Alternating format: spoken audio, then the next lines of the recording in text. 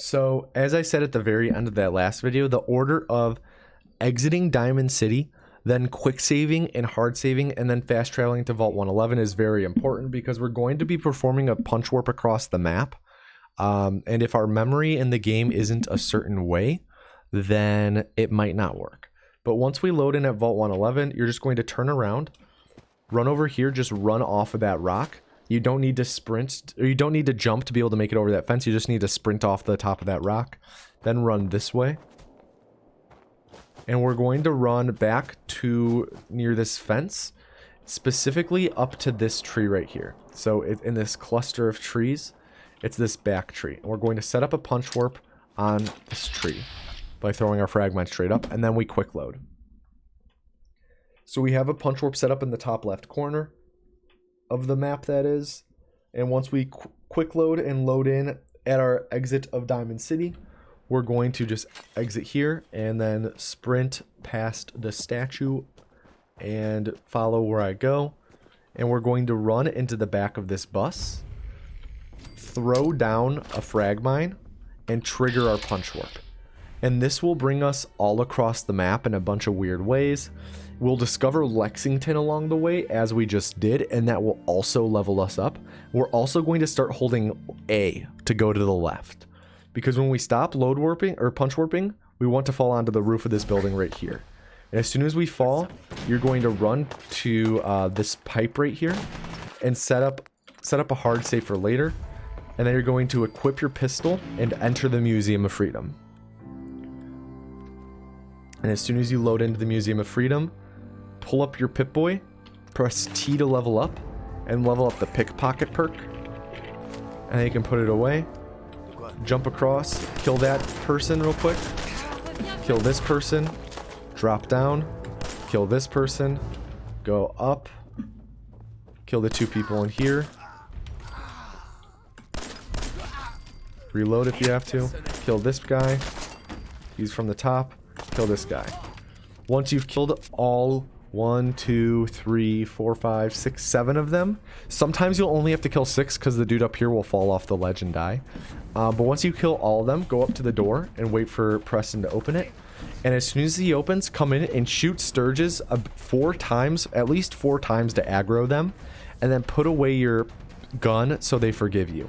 This is because we need to pickpocket Sturges, because when we got the nuclear option quest line earlier, it spawned an item in his inventory called the Institute Relay Targeting Sequence. It's just part of that quest, and we need to pickpocket it off of him, and we can't pickpocket him until we finish the dialogue, but shooting them breaks the dialogue so we don't have to finish it. Like, breaks off the dialogue so we don't have to finish it. We can pickpocket right away. So shoot him, put away the gun so they forgive us, quick save in case he catches us, and then steal the Institute Relay Targeting Sequence. They just caught us there, so we just quick load. Try it again. We're all good.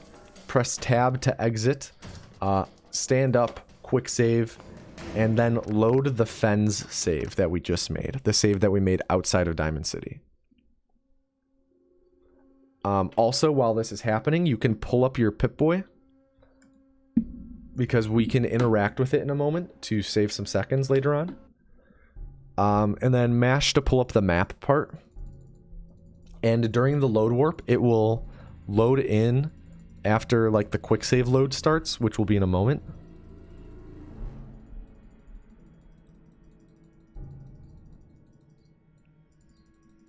So there we go. And then prepare it so that Lexington, it's like just southeast of where your character, it says your character is. Prepare it so Lexington is in the center of the screen.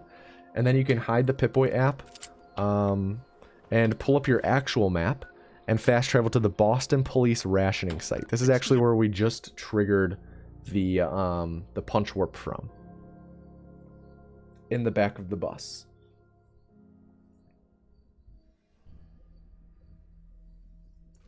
But now we're going to do the longest run of the run, the longest running segment. We're just going to run, just follow the running path I take. Ooh, that's cool in RNG, getting the 2 Deathclaws fighting. Just follow the running path I take. There is an optimal route through here. By optimal, I mean you don't have to like follow down to the which trees I run between, but like the general path, like you want to follow what I'm doing. You don't want to run to the right of this building or anything like that. Just sprint whenever you can, because as you we have pretty much infinite sprint now because our endurance is so high from the armor stacking. So we don't really have to worry about that. However, because of we're running so fast that we'll run into areas of the map that take a moment to load, and that when those are loading, we can't sprint. So sprint whenever possible. Also, right now we still have our pistol equipped from shooting Sturges. So press your security baton button when you get a chance. So I'm going to do that right now. So as you can just hear it equipped. I'm going to keep running.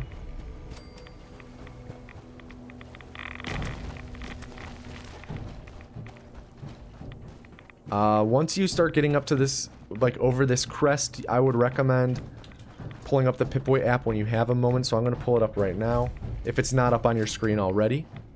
And now, right here, there's two ways you can go. So the first is if you have a biometric scanner, you're just going to run straight like this. So normally, like right now, we have a scanner, so we would do this. And then you jump up this ledge right, or like these rocks right here. And that's our end goal is right there. There's a sleeping deathclaw there. Our goal is right there. If you don't have a scanner, you're going to grab the backup scanner, which as soon as you get up onto this rock, you turn to the right and climb up some more rocks. I don't know why I'm stuck. There we go. You climb up some more rocks. Just mash space, and you'll come to the dilapidated factory. And there's a decrepit factory, and there's a biometric scanner right here. So pick that up, and then just run this direction. And here are the same rocks that we jumped up a moment ago. And we run straight back here past the sleeping deathclaw to this cave, and make a save in front of it so we can load warp to it later. And then Alt-Tab and fast travel to Lexington using the app. There are only like, that's probably going to be the last time we use the app in the run, because really there's not many places where it's more optimal to use the app to fast travel. There's that time and then one other time later in the run, but doing it at the one time later in the run, there's a good chance the app will stall out and not work because of the game being buggy. So I would recommend that being the last time you use the app in the run. Once we load in at Lexington, though, we're just going to run straight this way. We're going to enter Slocum Joe's. We're going to run down the stairs and enter Slocum Joe's basement.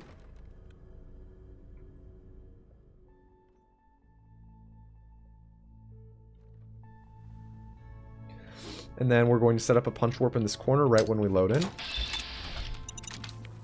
We're going to go down here. I would recommend making a quick save here unless you're really confident. And you want to grab the cake pan, wedge yourself right here, and grab the cake pan. Aim to grab it like at the top of the circle in the middle of it. And then we're going to item climb right here and fall out of bounds. And you want to try and fall underneath this room. So you COC up into it. And I'll do that again because that's like kind of hard to just like see and understand right away. But once you COC successfully, you're going to, or up warp successfully, grab the Carrington's prototype, grab the mini nuke, pull up your inventory, go to the right 3 tabs and drop Carrington's prototype. So pretty much right now what we're doing is becoming allied with the railroad. We're trying to become allied with the railroad. Oh shit, am I doing this in the right order? I'm like 99% certain I am. Let me just pull up my splits to make sure I am. Agency, stack. Where's the... Yeah, we're all good. So, we're going to be siding with the railroad. Okay? And this is the railroad loyalty quest. And by picking up Carrington's prototype and dropping the prototype, then it advances one of the quests to the stage where when we go and talk to them for the first time, we join them and we can finish the game with them. So yeah, you pick up the prototype, pick up the mini nuke, drop the prototype, throw a frag mine, punch warp back up. You can right click to cancel the animation of attacking when you get back up, and then you exit. But let's do the clip again. And I'll show you what a failed clip looks like. Or what a failed upwarp looks like. A failed upwarp is like you don't make it to the room or something and you just COC to here. This is the COC point for the cell. Okay? That's the COC point for the cell. So what you want to do is make sure you clip, you go underneath this and stop moving when you're underneath it. It's very easy to get underneath it, but you have to be sure to stop moving when you're underneath it because it's even easier to go underneath it and then continue moving to the point where you come out on the other side and you don't COC properly. So make sure that you go underneath and stop. So the timing on it isn't too difficult, but it is something to get used to. So once you're up in here, take the prototype, take the mini nuke, pull up your inventory, drop the prototype, throw the frag mine. I don't have the punch warp set up. Let's just say I did have the punch warp set up. Punch warp to back up here, and exit. And the moment that you load in, you're going to pull up your map, press M to pull up the map, and fast travel to the Crater of Adam, which is in the bottom left corner. Crater of Adam. And the moment we load in, we're going to make a quick save and load the save we made on the roof of the Museum of Freedom. So I made my quick save, and I'm going to load this Commonwealth save on the roof of the Museum of Freedom. So this right here is one of my least favorite parts of the run, because so what we're going to do, remember how a little bit ago we set up a punch warp up here and then we triggered it here and it loaded us across the map super weird and we ended up here? We're going to do a similar thing. We're setting up a punch warp here. We're going to trigger it from here in the Crater of Adam, and we're going to hopefully stop our punch warp here. Normally it will like punch warp us up to here in the same fashion as before, but instead what we're going to do is mash M during the punch warp to pull up our map, and that should cancel the punch warp at about right here at this lake, and that's called a punch warp interrupt. This is, as I hinted at earlier, it's very dependent on the memory state of your game, and if you load any extra saves and stuff in the splits the splits a couple prior to this one, as I have been doing, there's a high likelihood it won't work, which sucks, but we'll see if it works. If it doesn't work first try, it usually will work second try. The safety way to do it if it consistently doesn't work for you first try, what I recommend doing is after you set up what we're going to do here is set up a punch warp. Here, let me hide that. We're going to do here is set up a punch warp and then quick load. And then normally what we'll do is just throw the frag mine down and then trigger the punch warp. If this consistently does not work first try and you're confident you're doing it correctly because you have to start mashing at a specific time, then what I recommend trying is after you quick load back to here, rather than doing the punch warp immediately, load that Museum of Freedom the Museum of Freedom roof save again, and then quick load immediately after you load into it. And hopefully that should work. But regardless, once you load in, we throw our frag mine and trigger it, and watch the compass at the bottom of the screen.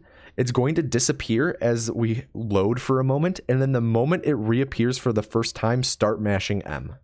So trigger the punch warp, start mashing M. Hopefully this works. Okay, perfect. It did. As you can see, we're right next to this lake. And this is at Fort Hagen. This is where we need to be. Where you will spawn inside of this pool. I guess it's a pool on the map. Or maybe. You're right next to this lake. This is where you want to be. If it doesn't work, then you're going to have more loading as you eventually end up to over here and maybe die from fall damage. If that happens, just quick load. Or no, just quick load and then load the Commonwealth save to set up the punch warp again. Quick load again to be back at the glowing sea and try it again. This is the most finicky trick in the entire run, and it's awful. But regardless, once you have successfully punch warped, then you run this way.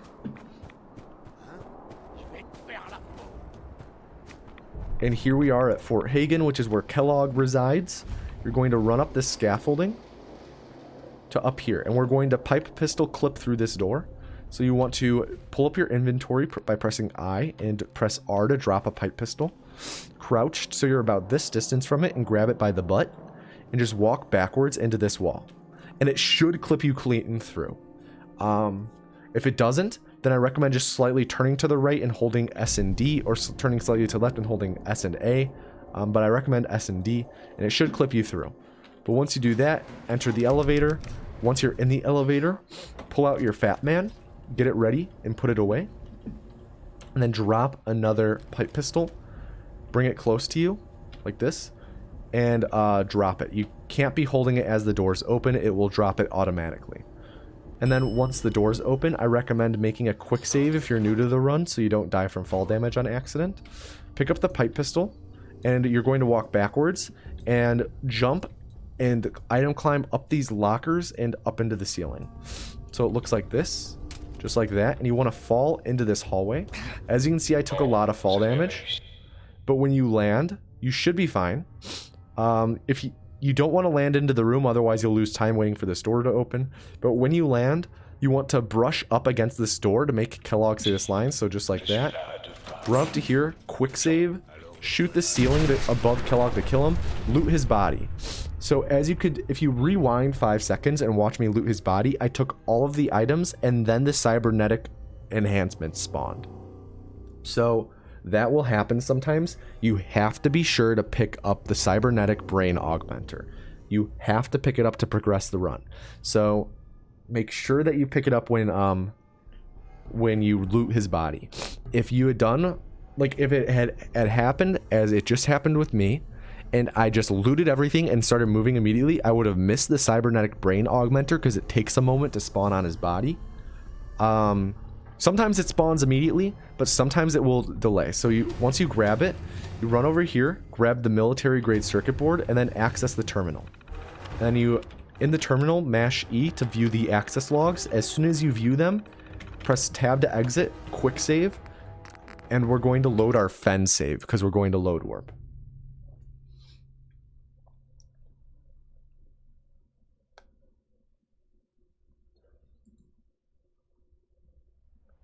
And then once we load in, just walk backwards.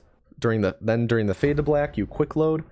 And we'll now be the character who just killed Kellogg, but we'll be back in Diamond City because we load warped.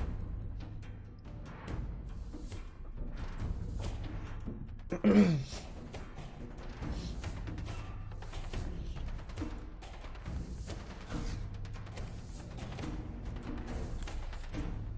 then as soon as you load in, pull up the map, zoom out, fast travel to the Old Corner Bookstore, which is the location we discovered when we ran along the left side of the tanker when we were going to shop. And that's where we will stop this video as soon as we load in.